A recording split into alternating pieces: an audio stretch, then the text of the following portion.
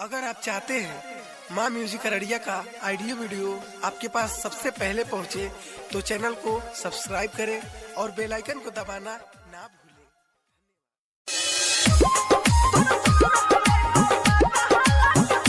JK Yada Films.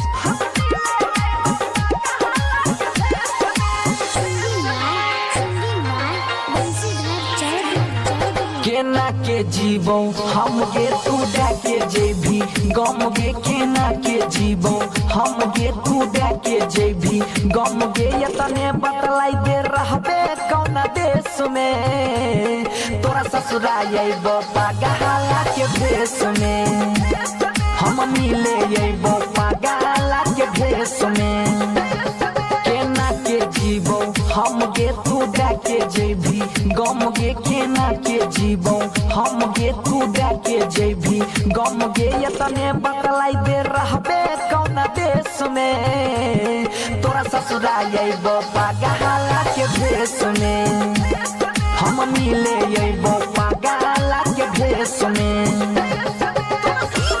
DJ Sunil. DJ Sunil.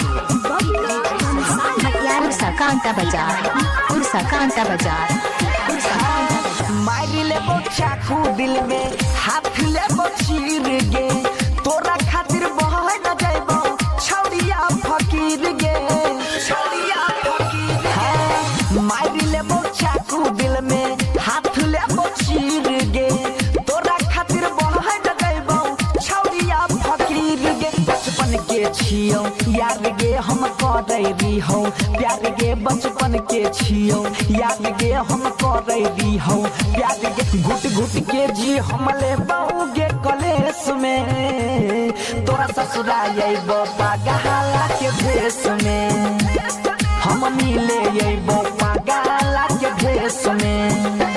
DJ Sunil. DJ Sunil. DJ Sunil. कांटा बाजार हाँ हाँ खैले रही क्रिया छौरी देने रही यास गे चल जाय भी जहान हमर तोड़ के भी सवास गे